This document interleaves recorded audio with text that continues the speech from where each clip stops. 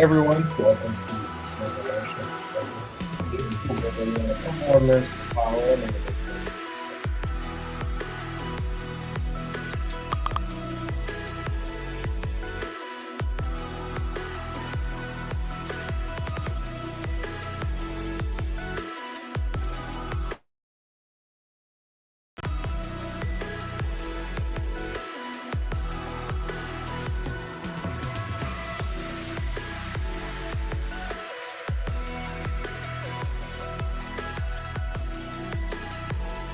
How's the audio now? Is it coming through better? So,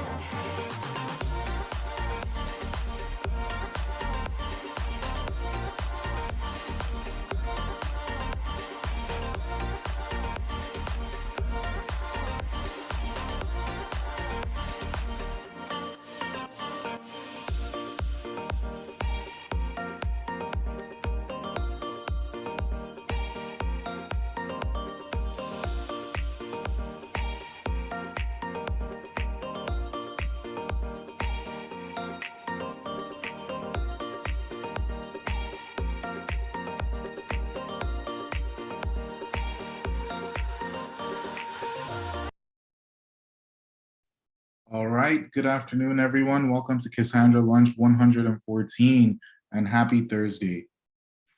Today, our presenter will be Dipan Shah, an engineer here at Anant, and we'll be going over Cassandra virtual tables. The hosts for this event are Rahul Singh and Arpan Patel. We are looking for speakers and sponsors for our lunches, so if you're interested in either of these opportunities, please reach out to Arpan at the email address listed below. Data Community C believes that diverse communities are better and stronger. Together, we continue to build an inclusive culture that encourages, supports, and celebrates diversity in race, gender, sexual orientation, religion, and all protected classes. We expect this kind of respect to be shown to all members of this lunch. Data Community DC is part of a larger community called Data Community DC, which believes in building an inclusive environment Data Community DC is actually made up of a lot of different groups, generally surrounded around data, and you can find out more about these groups at the various links listed below. What do we cover on this lunch? On Cassandra.Lunch, we cover everything surrounding Cassandra, from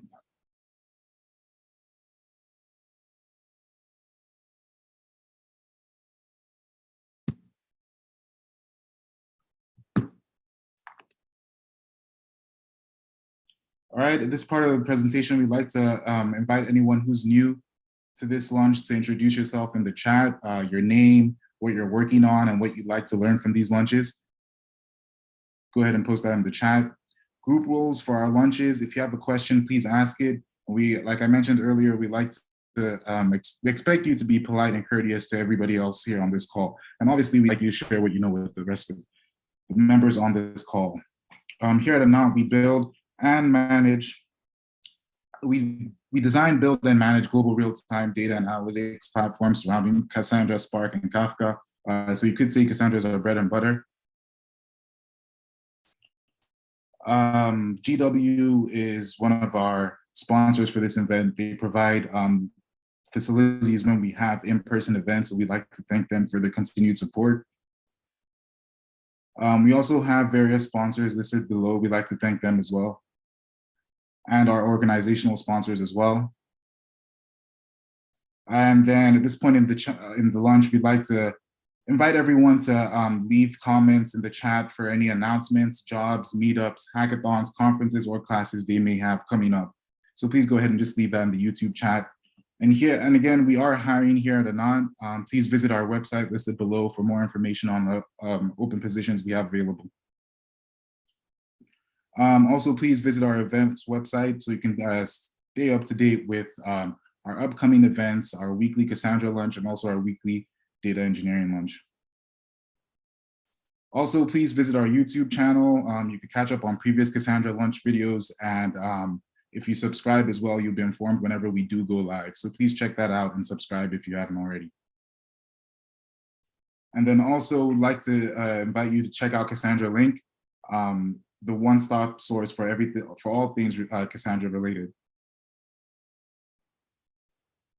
And then finally, please check out our Apache Cassandra Runbook 8. Please download that as soon as possible, because we will have a runbook coming out on Tuesday, and at which point this runbook will no longer be available. So head over there and download your copy now. And with that, I think I'd like to hand it over to our speaker today, Dipan. Dipan, over to you. Okay, thanks, Akwi. All right, show screen. Yeah, should be visible now. Akwi, can you just confirm? Yep, please go ahead. Perfect. Okay, thanks, Akwi, and hello, everyone. My name is Dipan, and I'm an engineer at Anant, and today I'm going to talk about virtual tables. Virtual tables, they're basically a new feature that you have in Cassandra version 4.0. Recently, we have been covering all new features that have been available in this version. So we're going to cover one more topic today, and that is virtual tables, right?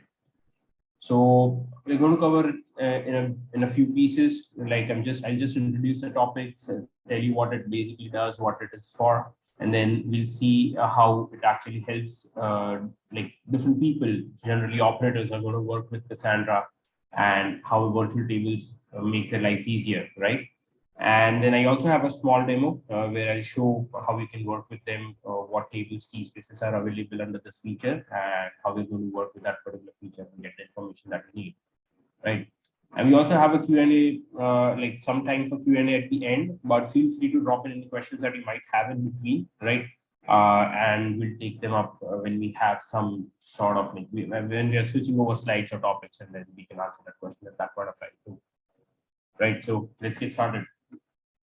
Now, virtual tables are basically not tables actually, okay? So these are not like, say in Cassandra, you, or in any database, you have, say, system databases and you have user databases, where like system databases are generally databases that contain the metadata about your whole environment. And then you have user databases where you like the application users, you create your database, create your tables, your schemas, and then store whatever data that you want to store inside it, right? Now this is something else. This is like virtual tables are basically not physically stored on disk, or not something that you can create or play with, but these are just APIs which are presented in the form of tables. And in Cassandra, you can use these tables to get information about metrics, that is, yeah, metrics related to the node that you have in your cluster, and the configuration that you have over there, the system settings that you have for that particular node, right? The good thing about this is, though these are APIs, but we want to present them as tables, you can query them using SQL queries. So how we would normally say, okay, select star from this table, show this, that, with a where clause. This is the same way that you're going to query these tables and get the information that you need, right? And as I mentioned earlier, they're not physically stored on disk, because this is not, so like, these are just virtual tables, right? So that is just one reason why it's not stored on disk, and maybe we can talk about them a bit later, right? And again, yeah, this particular feature has been available since version 4.0. If you're on an older version, you won't have it over there, so you need to upgrade to version 4.0 to check this feature out or use it on production or your dev environments. So just to show how these tables are not actually stored on disk, right? So anyone who's used with Cassandra, who's used to Cassandra over here, this is the SQL shell that you have. And if you'll see over here, I'm describing my key spaces, right? And when I do that, you have 7 key spaces that you see over here. But when I go inside my data directory and list all the directories that are created over there, then you can see only 5, right? So system views and system virtual schema are the 2 key spaces that are covered under virtual tables, and they are not stored on disk. So if you go to a node and try to find out, okay, where this data is stored, and if you're trying to get the raw files for them, the data files, you won't be able to see them because they're not there. Okay. Now, we'll also talk about a few things to know about them, and a few limitations that you also have with these tables, right? So one thing is that you can't play with the schema of these tables. So the 2 key spaces that you saw, both the key spaces have a few tables inside them, but you can't create new virtual tables, nor can you edit or alter the schema of the existing tables. So that is not allowed. Okay. You can't say insert, delete, or update data inside those tables also. They're only read-only, because they present information about the node, so the users are not allowed, though you might be a super user, right, with super user privileges, but you are not allowed to make changes to the data inside those tables. Okay. Now, all of this information that you're going to get from these virtual tables, they are for that particular node only. So say you have a 10-node Cassandra cluster, and you're connecting to your SQL shell and querying a certain table to get a metric or a YAML setting from those tables, you will get that information about that particular node only. So if you want the information for all 10 nodes of your cluster, you'll have to connect to each of them individually and then get that data. Because this is like node specific data, this data is not replicated, because you get it from that node itself, right? Nor it is distributed. And as we like showed earlier, you don't have SS tables because they're not stored on disk. Again, because they are local, you don't have consistency levels that apply to them. So even if you try to apply it, it will be ignored. And the one great good thing that you have about this is you can run allow filtering queries. You can run aggregating functions over there. You can do all of those things. Why? Because they are local. Though you are doing performing a scan with allow filtering, it is still not a cluster-wide scan. You're just doing it on that node only with the data that is stored in memory. So it's fine. You can have these allow filtering queries and aggregating functions that can use on these tables, right? A few more limitations, like how you can't delete or alter content of these tables. You can't alter table, drop this table, or even truncate it, right? You can't delete a single row. Obviously, you're not going to be able to truncate it. You can't create all of the different indexes, functions, or materialized views that you might generally create on your user tables, right? That is not allowed. No TTLs are also allowed. And again, I'm sorry, I already mentioned this, but then no updates or deletes. Okay. All right, moving on. And yeah, feel free to drop questions. Okay, if I'm going fast, if I'm going slow, if you have any inputs, let me know. And if you want me to cover something in a bit more detail, we can do that. All right. So these are the two key spaces that I showed earlier, right? In this screenshot that you had about for the SQL shell. So these are the two key spaces that you have for virtual tables, that is system virtual schema and system views. Now, system virtual schema is basically just three tables inside it. I'm going to show those tables in a demo, but these three tables are key space, table, and columns. Those are the names of the tables. So they actually contain these two key spaces, the tables inside these two key spaces, and the columns for those tables inside system virtual schema. So that is just the structure that you have. That is the metadata that is maintained for this feature. And system views has all the information that we are looking for. So it has disk space utilization at a table level. It has other metrics like latencies, tombstones, client connection information, and all of those different things. So that information is stored inside the system views table, right? Yeah, here I have names of a few of them. So clients, basically, it has information about all the clients that are currently connected to that particular node in the cluster, right? Remember that all information that is going to see is at the node level. So clients has that information. You have coordinator read latency, write latency, right? You also have local read latency, write latency, and those kind of tables inside there, which are going to give you the latency information, your 95 percentile, 99 percentile latency information for those tables. You have tombstone information, setting system properties, yeah, and you also have thread pools. So that is a great thing to have, right? Normally, if you're a Cassandra operator and you're trying to work on your cluster or your node, and you're trying to find like how is the node faring, how it is performing, are there any things that are getting stuck, taking longer than expected, pending requests, blocked requests, you get that information from thread pools, right?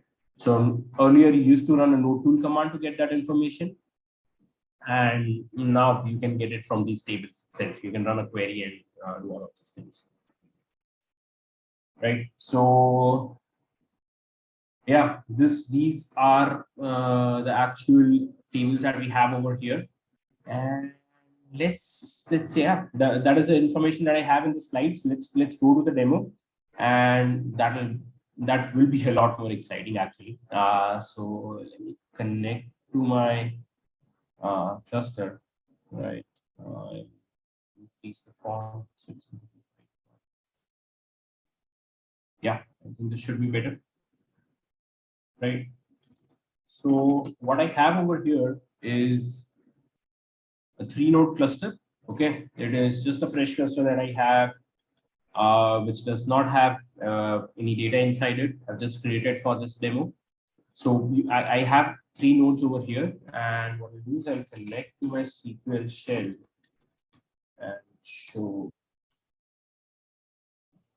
the actual schema for these tables. Oh, sorry, for this feature. Sorry. Yeah. Okay. So you saw in the screenshot earlier, we have system virtual schema and system views. We'll go into schema first, just to get it out of the way. Yeah. All right. Yeah. All right. So we have a question that is about, can you pull this data their drivers or only through SQL SH right now? No, you can only do it through SQL SH right now. Like if you're talking about doing it through a client, right? Yeah, you can do that. Your user should have the permission. If your user has the permission, you can do it through driver. Sorry, I get the question now. So it's not necessary for you to go through SQL SH only. You'll be able to do it from somewhere else. So it's on till the time you have access to those key spaces. All right. System virtual schema. Yeah. Type the tables inside this. Right. These are the three tables that you have. And let's query these tables. Let's see what you have inside key spaces. Right? Yeah, you just have two records over here. You have system views, system virtual schema. So none of the other system key spaces are covered. Under system virtual schema, you'll only be able to see these two key spaces. Let's look at tables. Right? Yeah, this. You can see 21 records. So there are 21 tables, 3 for the current key space that we have, 18 for system views. So you have caches, you have clients, you have coordinator read write latency, scan latency, disk usage. You have max partition sizes, you have read records, right? Settings and all of those things. Okay. So we're going to look at these tables, but this is just the schema information for that. And we're not going to look at the columns table, right? Because that is going to be a very big ad. We are only going to look at the table. Let's go inside system views. Okay. Describe our tables. These are the other 18 tables that I was talking about earlier, right? We talked about them. And yeah, one thing is if you try to describe this table, any table, let's do this one. It gives you a warning, right? Table system views dot caches is a virtual table and cannot be created with SQL, right? And it just tells you that, okay, but for reference, here's the structure that you have. Okay, you'll see it does not have compaction information, it does not have TTL information, it does not have any other settings that you generally see on your tables, right? So it does not have all of those things, and because it is a virtual table, it gives you a warning saying that, okay, this is just for reference, right? Okay, let's look at which table to start with. Look at caches first, right? Because that is. When you query this table, okay, it gives you 3 records. And if you look at the information, what does it give you? It gives you counter cache, it gives you key cache, and your row cache. So these are the 3 caches that you generally have, right? You might not have enabled all of them, okay, because they are not enabled by default, and you might not have done them, like enabled them explicitly. But let me open up one. Connected to the same node, I have another session to that node. And if you look at this node tool info command, right, and the output for it, you have key cache, row cache, and counter cache, right? You have the same information over here now in the form of a table. So if you are a Cassandra operator, right, and if you're trying to troubleshoot things, if you're trying to run a health check, do different kind of things over here, what you had to do earlier was either you had a monitoring tool that was so good with Cassandra that it gave you all of this information, right? And not all monitoring tools are that good. So what you would do is you'd write custom scripts that would collect this information, scrape through that data, try to find what you have for key cache, row cache, right? And see, okay, this is my key cache. And for example, I have a 83% hit rate over here. Okay. But for that, I had to do many different things. Those were all workarounds and working with bash shell and all of those things. But now I can simply query my table and say that, okay, here's my key cache. And I'm going to say select star from caches where name is equal to keys and give me the information about my hit ratio, right? And I have the same information, 83% hit ratio over here. So this is how like virtual tables can be used, right? It can be used for troubleshooting purposes. It can be used for Monitoring purposes, it can, you're not going to use it for monitoring explicitly, right? You have tools for that. But if you're running health checks and trying to identify the root cause of a problem, this is how, not just cases, we'll look at the other tables also, but this is how we are going to use this information. All right. So another thing that you might generally do is you look at max partition size, right?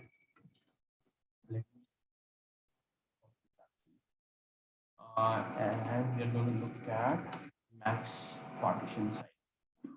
Okay. What this gives you, you have your key space name, your table name, and the maximum partition that you have for that particular table.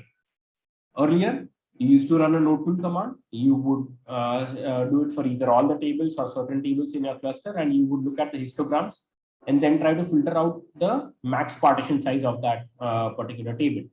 But now you can query this particular table and say that, okay, where key space name is system, table name is index, and give me the partition size, the maximum partition size that you have for this particular table on this node, and we'll have that information, right? Now, how would you use this? Say you run health checks, right? You want to look, you have worked with your development team earlier, you design a good data model. You try to keep your map partition sizes below 100 MB. But when it went into production and it has been a few months or a year or so, we are not really sure if you are actually maintaining that partition size or not. Okay, so you will keep on querying this table on a regular basis. It could be a week, every week or so, right? And say anything greater than 100 MB or anything greater than 200 MB, 300 MB, whatever is your comfort level. You want something that is greater than that, and it'll give you the response for it, and then you can work with your development team and see how you can solve this particular problem, right? So this is how you might use max partition size. You also have things for latencies, right? So say you coordinator read latency, okay? So you have read latency information over here for every tables. And what is your maximum latency that has been observed? What is the 50th percentile? What is the 99th percentile? It does not have 95 right now, okay? But it does give you some sort of information. So you'll be able to look at that. And how you would, again, use this is, say you run a query on this, say select star from read latency, where my 99th percentile, okay? 99th percentile latency is greater than 0 for now, because I don't have much data over here. I'm just going to say, give me anything that is greater than 0. Ideally, you'd be looking at something that is greater than a few thousand milliseconds, right? And I'll say allow filtering, right? Okay, sorry, let me run this query again. Yeah, and it told me, okay, this is the only table that you have right now which matches your criteria, right? So I'm not even dumping all the data, right? Because if I just wanted to dump all the data and then still run my logic, right, greater than, less than logic in the bash shell, then it is not very useful. But over here, I can run this query and say that, okay, though this is not a part of your traditional primary key, I can have allow filtering over here, filter on the basis of that, and still say that, okay, give me something that is greater than the value that I'm looking for, right? And the good thing is you also have counts for those tables. So any read requests that come across to this particular table, you'll be able to look at that too. So you get your counters for that also.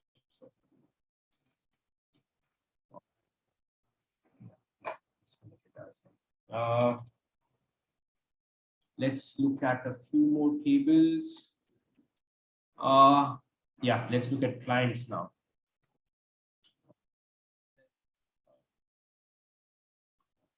Clients. Okay, let me.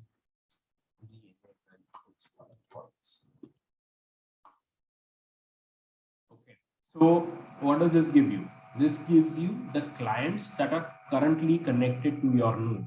Okay, so right now I can see there are 2 clients. This is the same IP that I am connected to, right? So this is the same host. So, but with that, it tells me which port it is using, right?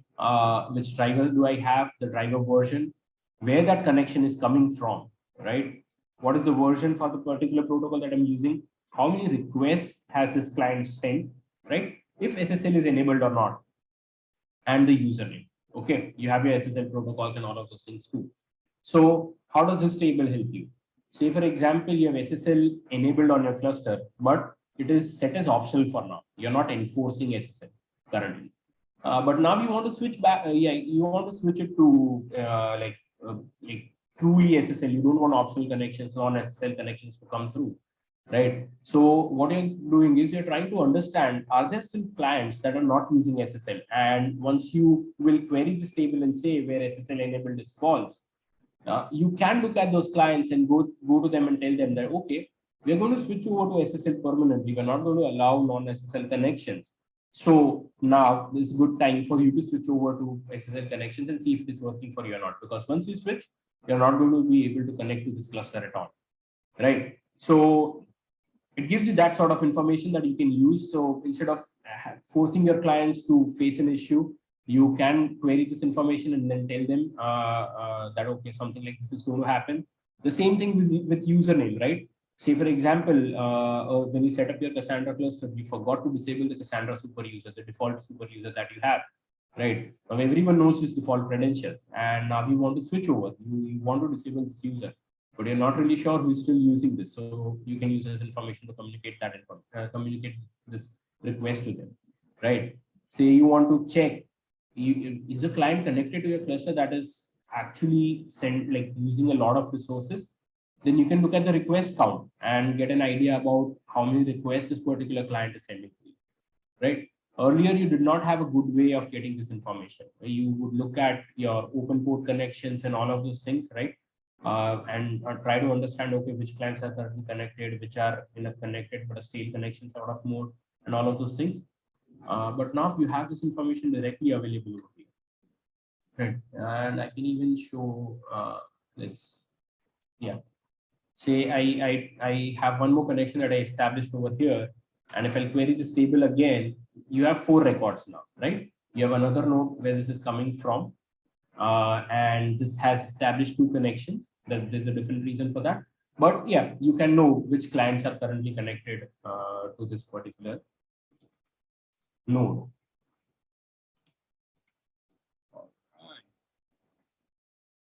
Yeah, so you have coordinator read latency, you have write latency, you scan latency. The same way you have local read write scan latencies. Okay. And these will give you table level information about the latencies. Besides that, yeah, tombstones per read is a good thing.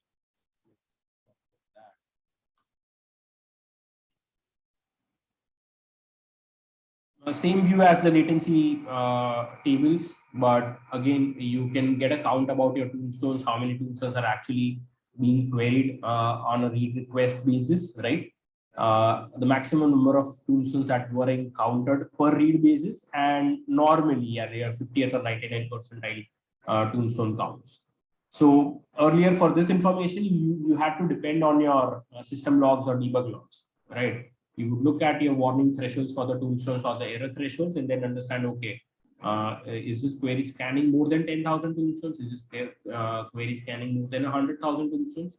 But you did not know unless you're looking at certain local commands or your logs, right? So all of this information is also very neatly presented over here.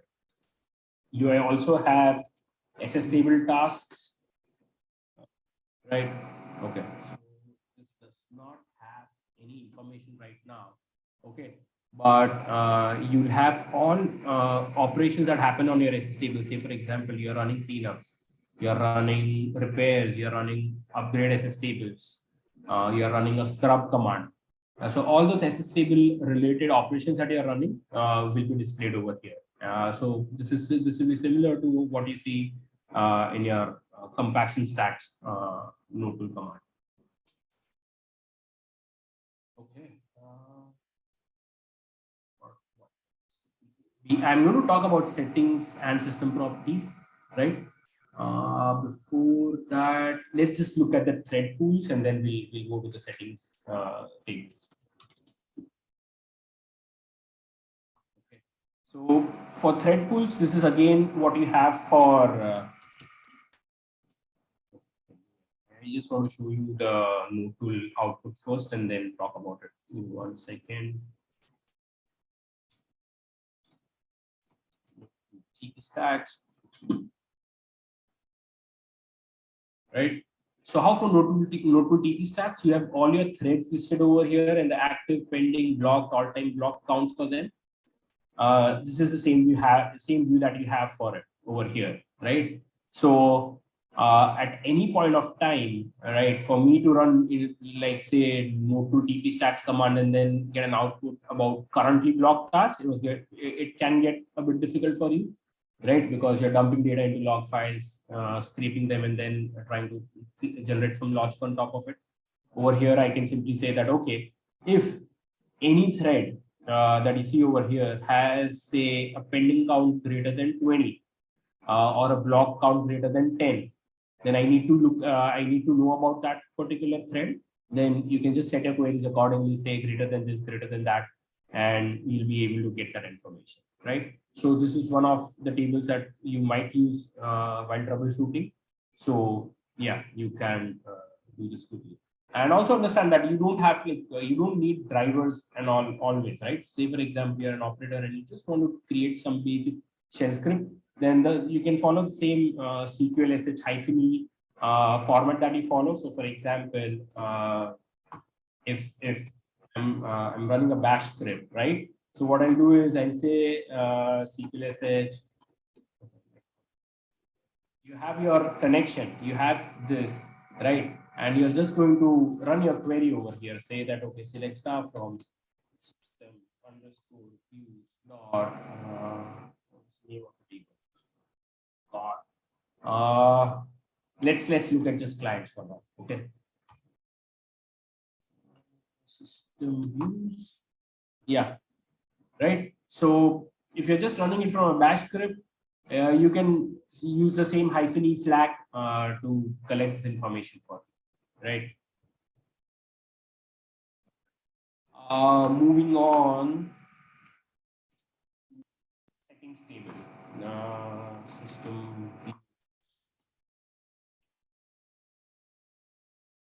And again, drop in any questions that you might have, right? And we'll start looking at system properties first, and then we look at settings. So system properties is just, yeah, it has just 18 records inside it. This is just the system level information that Cassandra collects for its startup purposes. So for example, what's the JMX port that it is running on? Pardon the formatting, like this is the base view that I have for now. Hopefully, like the other table has a better format for this, right? Where your log directory is located, right? Where your data directory is located, where all your files are, right? What's the Java home? It should also have something for Java version. Yeah, here you have Java version, right? With Java version that you're using, OpenJDK, the exact name for it, and all of those things, right? The OS information and all. So this is information like sort of information that Cassandra collects at startup. But the best thing that we have is the settings table. Okay. So it has a 250 records. So we'll have to, like, because of pagination, I'll have to like scroll through it. But it has 250 records inside it. Now what this does is it gives you all the information that it has read, like the service, the Cassandra service has read from the startup point of time. Okay. So inside the Cassandra YAML, like the node reads all of this information, and while starting up, it loads this into memory, right? This is how it functions. So for example, what is the request timeout that I have configured right now inside my YAML file? So it is 10,000 milliseconds, right? Do I have role management enabled over here? If yes, which is the role manager that I'm using for it, right? What is the validity for those particular roles? So this is basically how frequently role information is getting refreshed inside memory. Above that, yeah, Yeah, num tokens, right? What are the number of vnodes that you have configured on this particular node? Because this is version 4, the default is 16, right? So you can see that value over there. What else? What else? You have all your whole Cassandra file over here, your YAML file over here. So what's the listener address that I've configured for this particular node right now? What? There should be something. You should be able to see something for authentication. We'll be able to see you have incremental backups which are disabled right now. You have your hints directory. You have your full query logging options and all of those things. This is again a Cassandra version 4.0 feature, right? You can look at that video. What snitch is currently configured for this particular node? Which data directories that you have, right? Now look at this, because I like in other properties you either have say true or false or a value over here, right? But for data file directories you can have multiple data directories. Okay, so but in my file I've just listed one for now, but if you have multiple, the square brackets denote that as a list, and you will get comma separated values to show if I have multiple data directories configured over here, right? I think I skipped over seeds because I'm already this is alphabetical and I am at commit log directory already, so maybe I can clarify it for you. But yeah, do you have change data capture enabled or not? Auto bootstrap set as true or false, right? Yeah, and one more thing. So inside your configuration files, that is a Cassandra.YAML file, you ideally don't have auto bootstrap over there, but it is implicitly considered as default, right? Though you might delete that property, you can comment it out, you can do all of those things. So even if your file does not have certain properties, it is still going to show up over here. It's not that okay. Generally, people change the existing Cassandra YAML file, but people also sometimes create their own files, and they'll be like, okay, these are the only settings that I'm using, and I'm only going to list them inside my file. I'm not going to list anything else and just leave them as the defaults. So it's not that if you only have say 50 properties over there, you'll only see 50 records over here. You'll still be able to see all of them that are eligible for this particular version, right?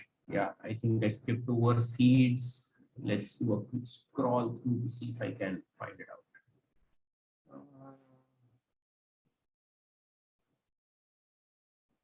Should be, yes, yeah, okay, it's here, right? So I have my seed information over here also. And one final thing about this, right, is that there are certain properties that is set inside your Cassandra.YAML file, okay, but still you can override them using node tool commands. So for example, if you are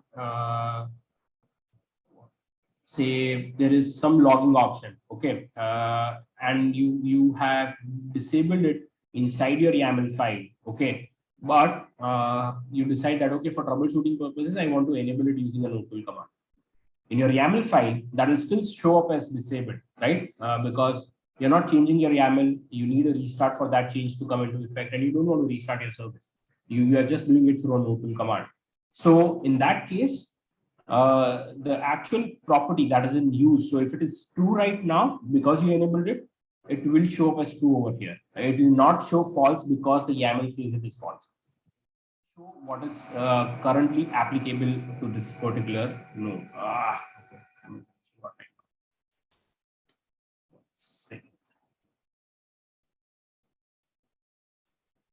Right, it's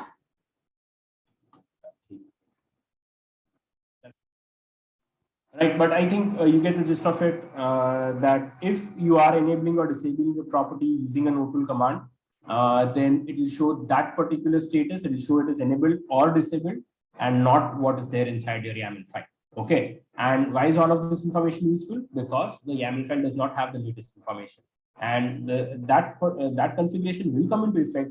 Like it will roll back to the YAML setting once you restart the services. But currently, whatever you're applied using the node tool command is the actual truth. So if you are trying to figure out something of that sort, so to see, okay, is logging currently enabled, then you will go to this particular table, search for that property, and see what value you can find for that property.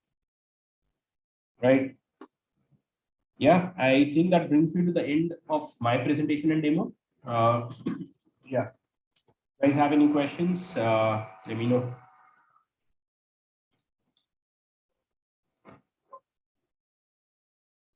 Okay.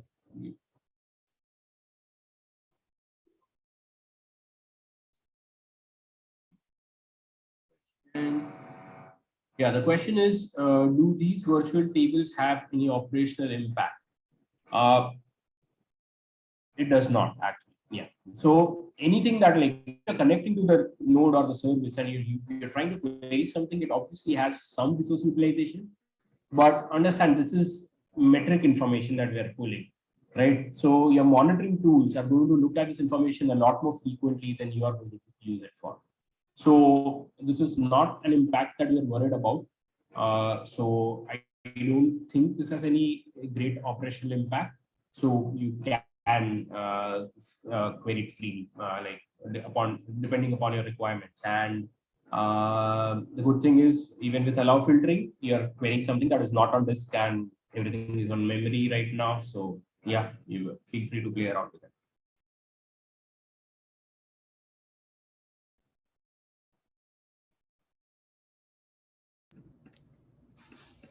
All right, doesn't look like there's any more questions.